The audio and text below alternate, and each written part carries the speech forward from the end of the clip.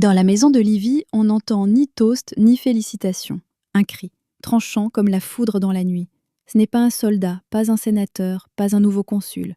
C'est une fille, Julia, l'unique fille de l'empereur. Auguste ne dit pas « Je suis heureux ».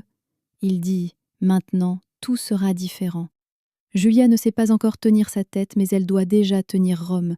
Elle pleure, ignorant qu'elle apprendra bientôt à retenir même ses larmes. Sa mère la regarde avec amertume, sa grand-mère avec calcul, et seule une esclave murmure « Qu'elle soit heureuse ». Mais personne n'entend. Dans l'enfance, Julia ne joue pas. Ses journées sont des emplois du temps, des professeurs, des répétitions d'humilité, protocoles, insignes, démarches de princesse. Dès 4 ans, elle sait comment tendre la main, quand incliner la tête, à qui sourire et qui craindre. On ne la félicite pas, on la corrige. Elle n'est pas aimée, elle est façonnée. On lui offre une poupée en armure de bronze. Julia ne demande pas pourquoi, elle sait déjà. Elle n'a pas le droit d'être douce. Elle doit servir la dynastie, non ses propres sentiments. Dans sa chambre, il n'y a pas de miroir, seulement des bustes d'ancêtres. Elle doit leur ressembler, le devenir. Auguste touche sa tête, comme s'il la bénissait. Mais il n'y a nulle tendresse dans ses yeux. Il évalue combien de profit cet enfant apportera. Il est un bâtisseur d'empire, et Julia, une des pierres dans les fondations. Un jour arrive la première nouvelle d'un futur arrangement. On l'habille de blanc, et on l'amène vers un garçon, lui aussi enfant, mais déjà avec l'allure d'un maître. Il ne lui plaît pas, mais elle dit « Ravie de vous rencontrer ». C'est le premier mensonge qu'elle a appris. Des milliers suivront. Julia comprend rapidement qu'elle n'a pas le droit au goût, à la peur, au dégoût. On la prépare à son destin. Pas par amour, par nécessité. Pas pour le bonheur, pour l'alliance. À Rome, les femmes sont des fils qui relient les clans. Sa beauté peut sceller une alliance, son ventre, enfanter un futur César, sa parole, rien. Elle essaie de trouver un coin où elle peut simplement être une fille. Mais même là, des yeux. Les esclaves rapportent, les professeurs condamnent. Tous autour rappellent « Souviens-toi qui tu es ». Julia grandit belle, cela devient une menace. La beauté est comme une épée. Si elle n'est pas dans ta main, elle peut te blesser. Les hommes la regardent trop tôt. Les femmes, avec envie et prudence. Elle sent comment on l'évalue, avant même qu'il parle. Et elle veut simplement écrire, composer des poèmes, aller seule au Tibre, marcher pieds nus, rire, pleurer, trébucher, être vivante. Mais on ne le lui permet pas. Une fois, elle s'enfuit du palais, trouve une boutique de fruits, sourit au garçon marchand. On la ramène en 1 heure. Plus personne ne sourit. À 8 ans, elle sait se taire avec dignité. À 9, mentir sans tremblement dans la voix. À 10, sourire quand on la vend dans des négociations politiques. Elle apprend que son destin n'est pas entre ses mains, que d'autres décident de son avenir, que son nom est trop fort pour n'appartenir qu'à elle. Et seulement, au fond, sous la couche d'obéissance, de courtoisie et de soi, couve un feu, quelque chose de sauvage, de rebelle, ce qui se tait pour l'instant, mais parlera un jour, à haute voix, pour tout Rome, contre toutes les lois, contre le père, contre... Chapitre 2, Princesse d'or et de fer. Ça sent la myrrhe et la cendre. Dans les salles de marbre du palais se répand le bruit de pas légers, presque sans poids. Julia marche pieds nus. Elle se déplace sur la surface polie, sans bruit, comme un fantôme. Sa robe est trop lourde, ses cheveux trop serrés en tresse, son sourire trop parfaitement tendu. Chaque jour, elle devient de plus en plus étrangère à elle-même. À 11 ans, elle devient épouse. La première fois. Un garçon, son père. Le fils de Marcellus, beau comme une statue, et tout aussi sans vie. Il ne sait que faire d'elle et craint ses regards. Julia apprend à être invisible dans sa propre chambre. Quand on lui demande si elle est heureuse, elle répond « comme il se doit ». 2 ans plus tard, Marcellus meurt, pas de main ennemie mais de fièvre. L'Empire soupire. Pour lui, c'est une tragédie. Pour Julia, une bouffée d'air. Elle est seule pour la première fois depuis longtemps. Mais pas pour longtemps. Quelques mois plus tard, Auguste lui assigne un nouvel époux, Agrippa. Un homme 2 fois plus âgé, rude, militaire, toujours en route. Il respecte Auguste, mais regarde Julia comme une autre récompense. Elle est pour lui une preuve de statut. Il est pour elle un mur qu'elle ne peut franchir. Il exige une descendance, elle enfante, l'un après l'autre. En public, la mère parfaite, à l'intérieur, la nostalgie. Ses jours sont maintenant remplis de devoirs maternels. Les lettres qu'elle s'écrivait autrefois sont maintenant adressées à personne. Elle les cache dans des cachettes secrètes, parfois avec des gouttes de larmes sur le parchemin. Quand Agrippa part en campagne, elle sent la liberté, petite, temporairement empruntée. Elle se promène dans les jardins seule, écoute des philosophes que le père n'approuve pas, respire les parfums de fleurs sans se soucier de son expression. Elle est vivante. Et elle sait comme on va vite lui reprendre cela. Après la mort d'Agrippa, on lui ordonne d'épouser Tibère, silencieux, sombre, mal aimé. Le mariage avec lui est comme un bain froid, brutal, humiliant, sans chaleur. Il ne lui parle pas, exige seulement, observe seulement. Son ombre devient son quotidien. Mais à l'intérieur de Julia, tout bout. Elle n'est plus une fille qui a peur, elle est une femme qui connaît le prix des interdictions. Chaque nuit, quand le palais s'endort, elle écrit. D'abord, juste des pensées, puis des confessions, puis des lettres aux hommes. Vrais, vivants, ceux qui écoutent, regardent, rient, qui la veulent elle, pas le titre. Ces lettres deviennent sa respiration, la seule façon de sentir. En elle, elle est audacieuse, passionnée, imprudente. Elle sait que c'est dangereux, mais encore plus dangereux, être vide. Elle les rencontre en secret, dans les jardins, dans des niches d'hôtels, dans la bibliothèque, là où le marbre étouffe le son, mais pas les sentiments. Chaque rencontre est comme un coup contre la façade édifiée par Auguste. Et chaque fois, revenant dans la chambre conjugale, elle éteint cette lumière en elle, jusqu'à la nuit suivante. Les rumeurs commencent à se répandre. Les esclaves cancanent. Les sénateurs regardent avec intérêt et peur. Julia fait semblant de ne pas remarquer. Son visage est un masque. Sa démarche est perfectionnée. Sa voix est irréprochable. Mais dans ses yeux vit quelque chose de nouveau. Un regard plein de secrets. Un regard qui n'appartient ni à la fille, ni à l'épouse, ni à la mère, seulement à la femme. Et ce regard, c'est qu'il deviendra bientôt un cri contre... Chapitre 3.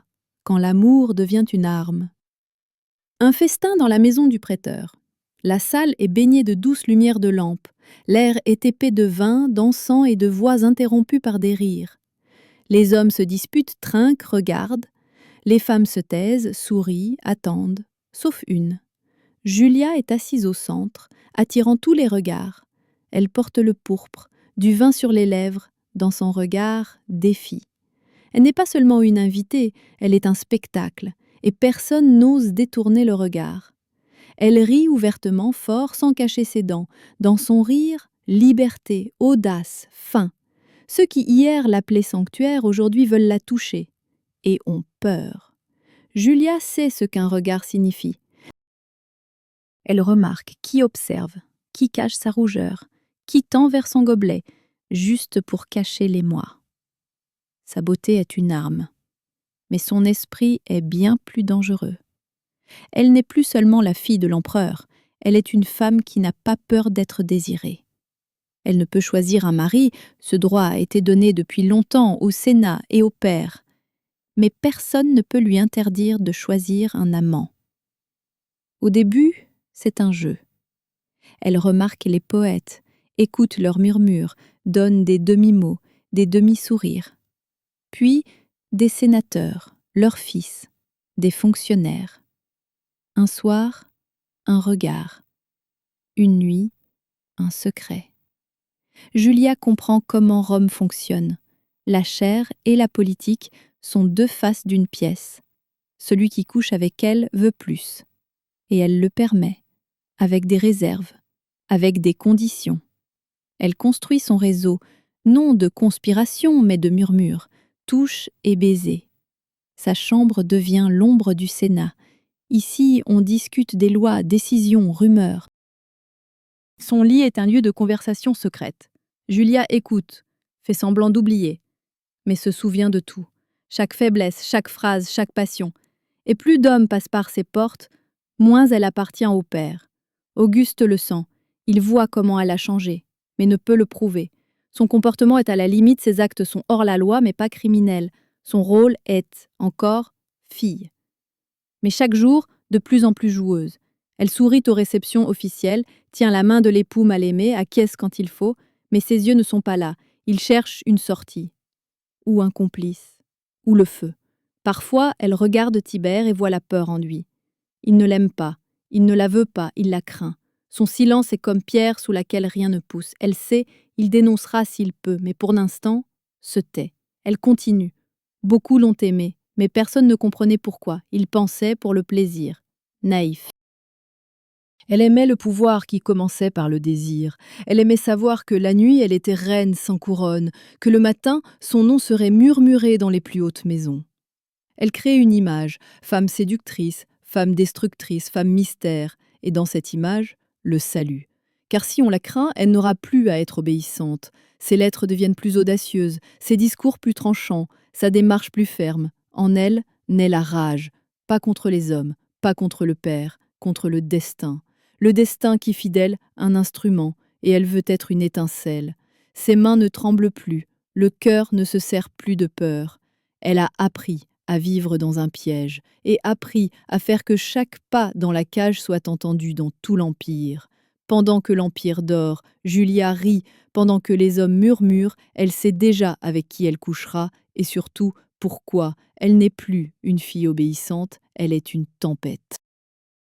Une tempête prête à s'abattre sur tout ce que son père a construit, sur tout ce qu'on appelait ordre, sur tout ce qui la tenait dans une cage de pourpre et de mensonges, sur tout ce qu'on appelait... Chapitre 4. Rome murmure le nom de Julia. La nuit épaisse et chaude descend sur Rome.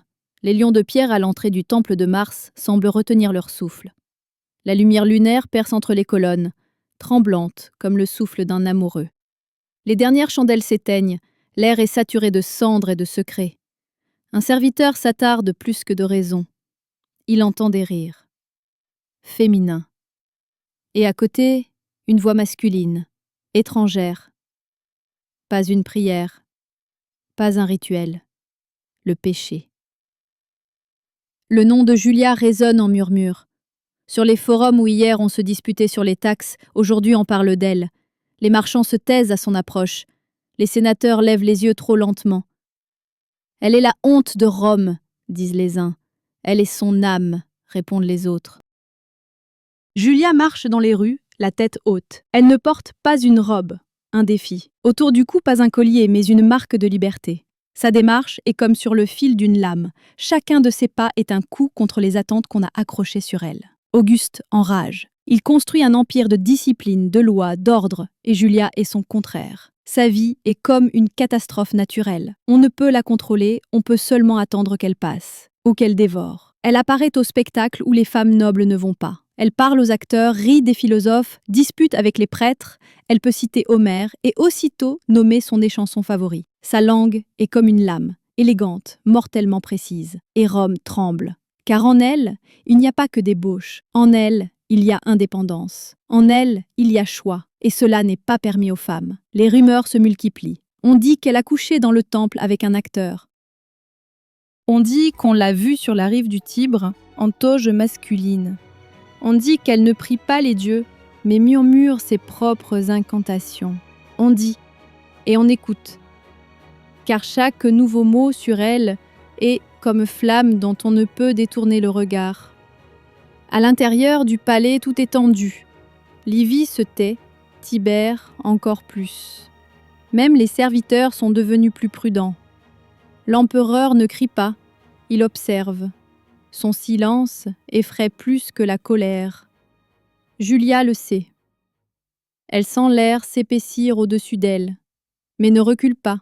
Pour la première fois de sa vie, elle n'a pas peur, car pour la première fois, elle est elle-même. Elle ne se cache plus. Au contraire, elle va à sa rencontre. À la réception du prêteur, elle rit plus fort que tous. À la fête de victoire, elle apparaît dans une robe qui ressemble plus au feu qu'au tissu. Les hommes avalent leur salive, les femmes l'envie, et elle boit du vin, et goûte la vie. Julia ne détruit pas l'Empire, elle vit dans la même ville que son père, dans les mêmes murs, avec les mêmes lois, mais selon ses propres règles. En elle, il y a le feu qu'ils craignent, en elle, il y a la vie qu'ils ne savent contrôler. En elle, il y a le reflet de tout ce dont Auguste voulait débarrasser Rome. Mais plus ils la haïssent, plus elle brûle vivement. Elle n'est plus seulement une femme.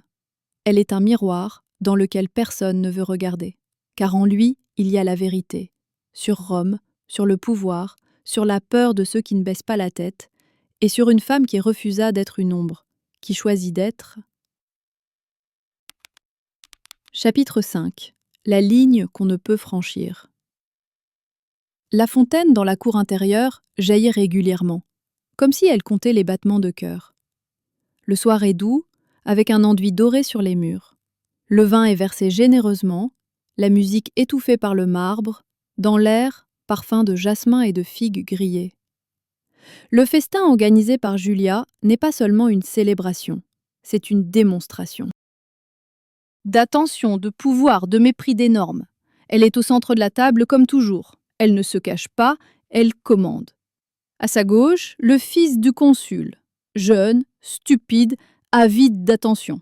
À sa droite, un poète qui osa un jour se moquer de l'empereur lui-même.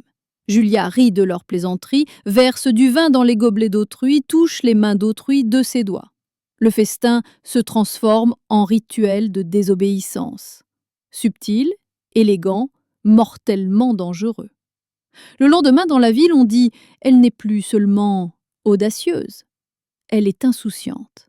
Elle a perdu la peur. Et cela signifie elle a franchi la ligne. Une fois au dîner officiel, elle rit à haute voix quand Tibère bégaye.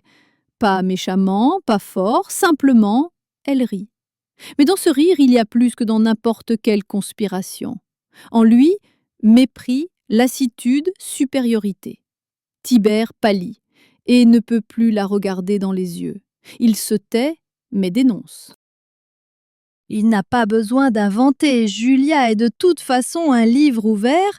Si on lit entre les lignes, l'empereur reçoit des rapports, les rumeurs ne sont plus maintenant que chuchotements de rue, ce sont des documents, témoignages, observations.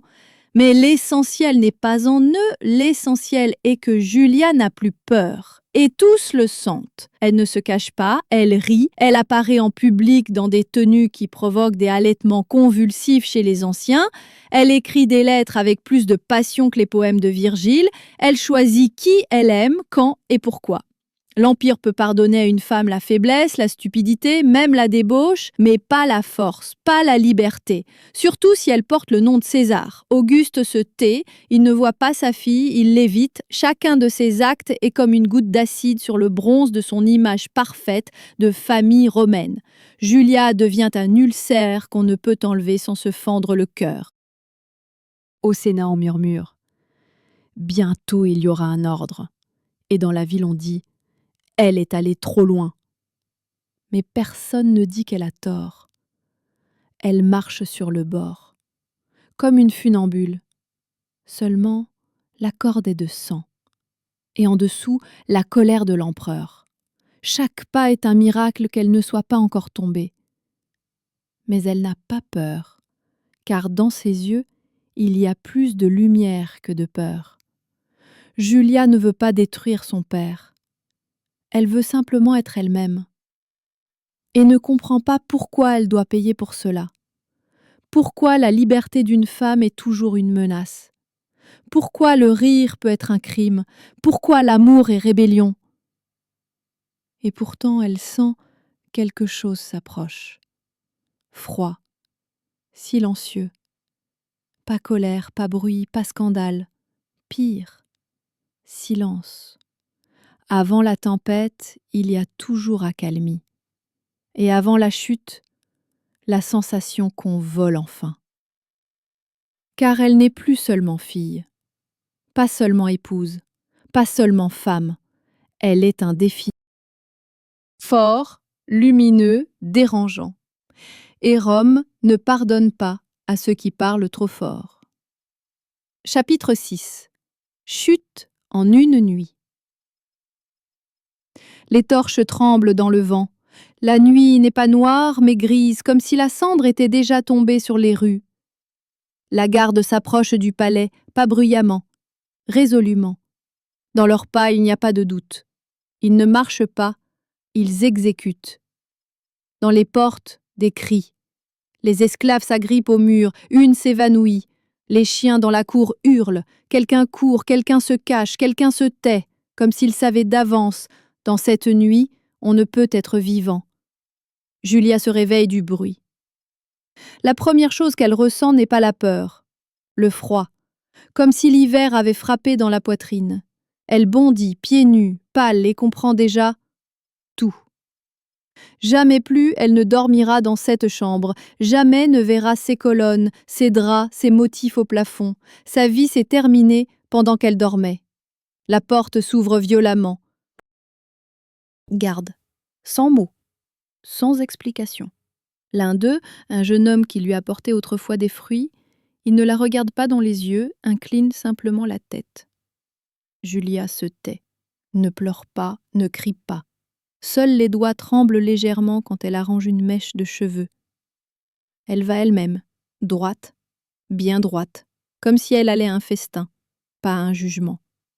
Le procès est secret, sans témoin, sans défense, sans droit à la parole. Son nom n'est pas prononcé à haute voix. Elle devient non pas femme, mais affaire, pas personne, mais menace. L'Empire ne tolère pas les rebelles, surtout ceux qui rient, surtout les femmes. La sentence est lue sèchement. Exil, sans droit à correspondance, sans vin, sans protection, sans appel. Le clerc traîne les derniers mots comme s'il s'étranglait avec, par volonté du père. Julia ne demande pas où.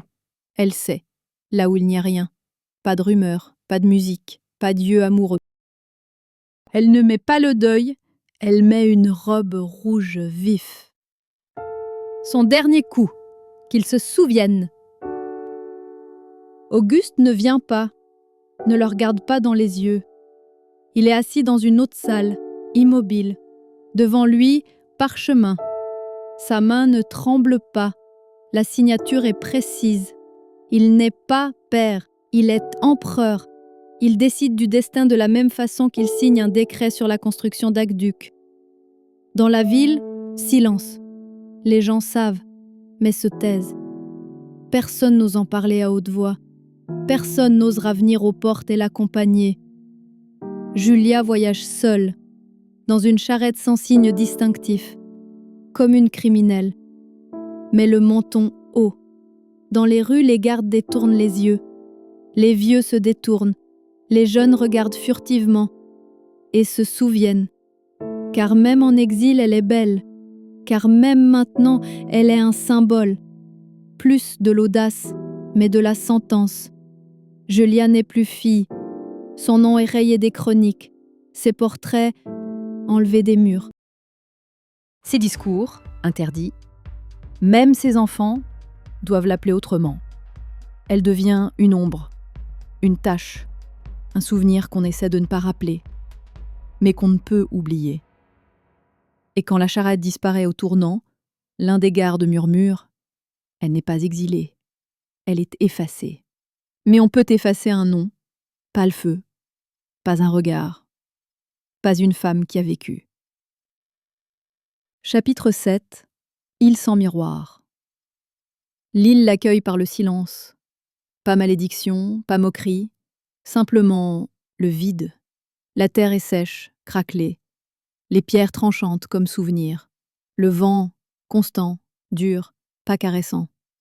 Il ne chatouille pas le visage. Il gifle comme un père offensé. Ici, il n'y a rien. Pas de ville, pas de temple, pas de chanson. Julia n'est pas accompagnée, elle est laissée, comme une chose qu'on ne porte plus, comme une robe devenue inconfortable. Elle se tient sur la rive et regarde au loin. L'eau est noire, le ciel gris, tout pareil, tout étranger. La maison où on lui ordonne de vivre est basse, sans fenêtre. À l'intérieur, une chambre sombre, une natte, une cruche d'eau.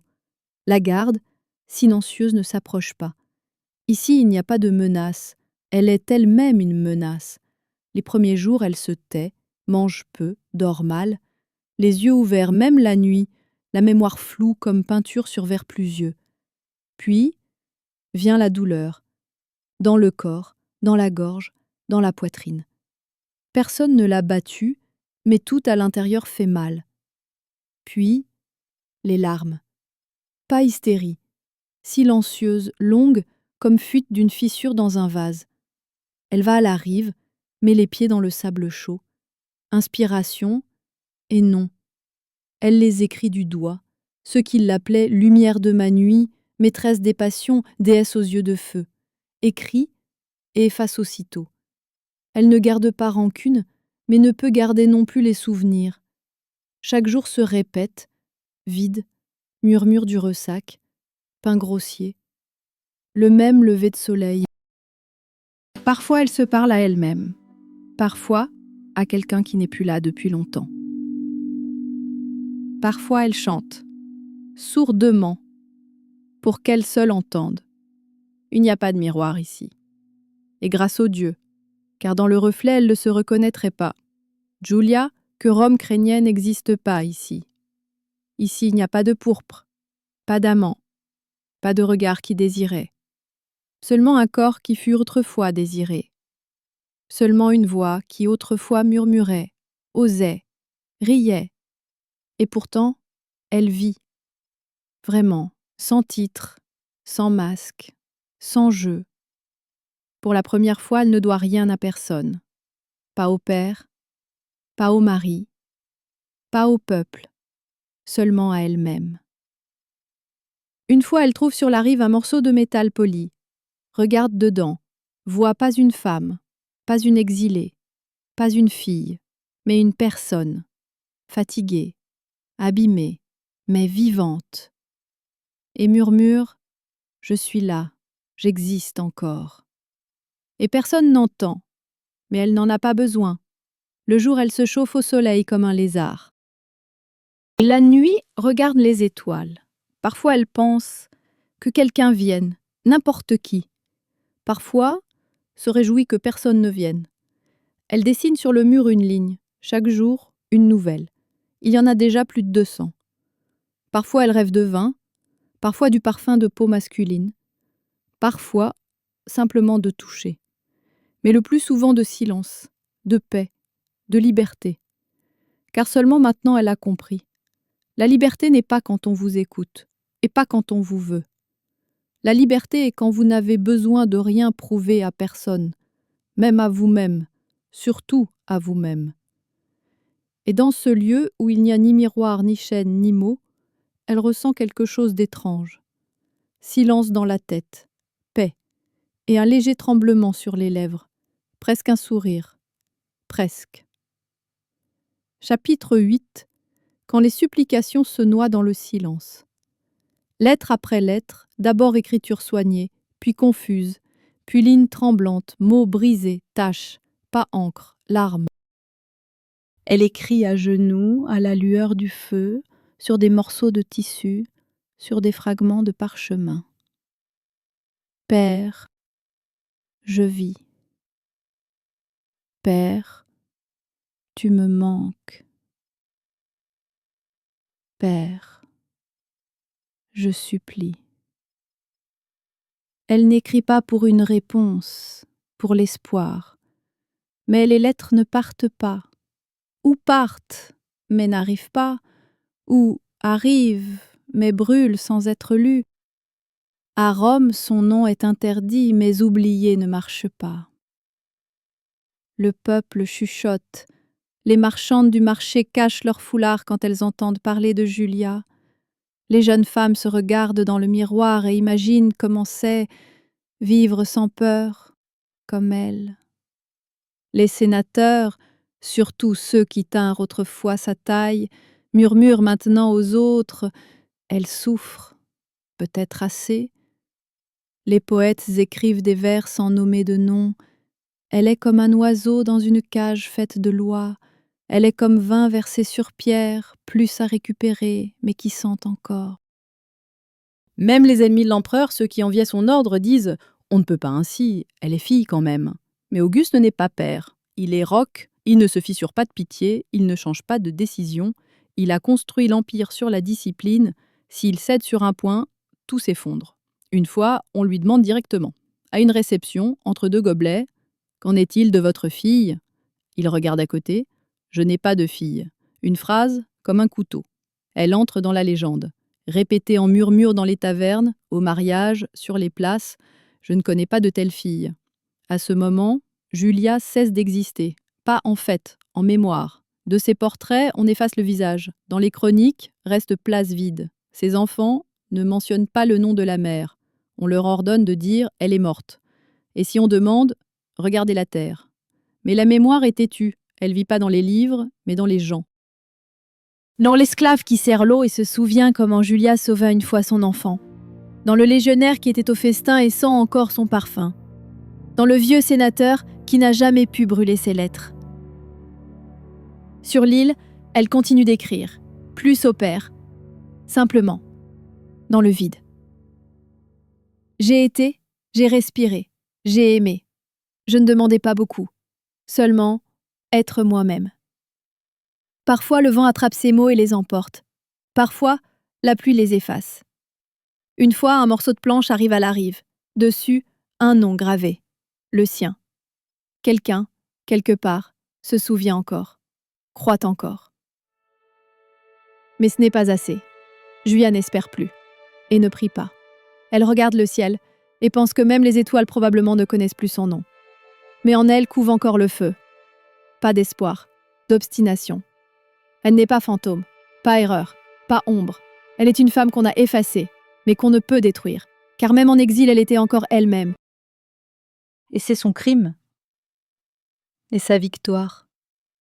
Et son... Chapitre 9. Mort de la femme que Rome craignait nuit. La plus ordinaire.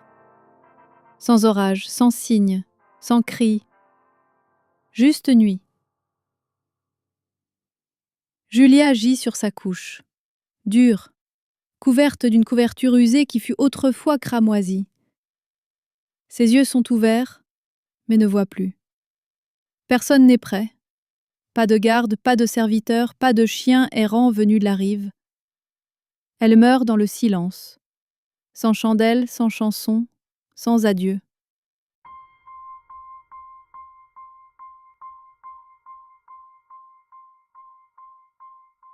Son corps sera trouvé le matin. Le garde fera semblant d'être surpris, puis indifférent, enverra à nouvelle, à Rome. Pas solennelle, pas urgente. L'orte, sans incident. Personne ne pleure, personne ne déclare le deuil, personne ne met le noir. Mais même la mort de Julia est un défi. Car elle n'est pas morte avec soumission. Elle est morte sans demander pardon, sans se repentir, sans regretter ses actes. Elle est morte en femme qui a vécu comme elle voulait, et pour Rome, c'est impardonnable. Le nom de Julia continue de vivre, en murmures, en histoires qu'on ne peut raconter aux enfants, en chansons chantées dans les tavernes sur le vin. Elle était feu brûlé en cendres, disent-ils. Elle était liberté en apparence de femme, répondent d'autres. Les femmes, hachant des légumes au foyer, se souviennent de sa voix. Si je pouvais être ainsi, murmure l'une. Si nous avions même la moitié de son audace, dit une autre. Les hommes se souviennent d'elle autrement, dans les gobelets, dans les rêves, en comparaison. Aucune après elle ne parut si vivante. Aucune ne provoqua simultanément désir et peur. Car Julia n'était pas un corps, elle était ouragan. Les poètes, amoureux du mot même, ne peuvent ne pas écrire sur elle, même si interdit, même si punissable. Ils cachent son image sous des noms fictifs, sous masque de déesse, sorcière, furie. Mais les lecteurs savent qui elle est, savent de qui le souffle résonne entre les lignes. Rome se tait officiellement sur elle. Mais Rome n'est pas mur, pas loi, pas buste de marbre. Rome, ce sont les gens, et les gens se souviennent et murmurent.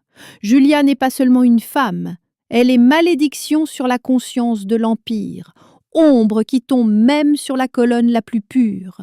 Regard encore attrapé dans les miroirs, elle était gênante, incontrôlable, impardonnable, mais elle était elle-même, et donc Rome la craignait, et donc ne put l'oublier, et donc... Chapitre 10. Symbole qui survécut au Père et à l'Empire. Le temps efface beaucoup. Noms de généraux, décrets d'empereurs, arcs de pierre construits sur le sang, tout cela s'écroule, s'effrite, disparaît dans la poussière. Mais pas le nom de Julia. Des centaines d'années plus tard, il résonne à nouveau, dans la bouche de femmes fatiguées de se taire, dans des livres qui cherchent à nouveau la vérité, pas la commodité, dans des pièces où l'héroïne n'est pas victime, pas ornement, mais cœur de l'histoire. Parfois on l'appelle prostituée, parfois sorcière, parfois sainte, non reconnue par l'Église. Chaque époque voit le sien en elle. Les uns disent « voilà où mène la débauche », les autres « voilà ce qui arrive quand une femme cesse d'avoir peur ». Les troisièmes se taisent et écoutent, simplement. Car dans son histoire, il n'y a pas perversion, mais volonté. Julia devint symbole. Pas de fille idéale, pas de mère sainte, pas de grande reine, mais d'une femme qui ne se brisa pas.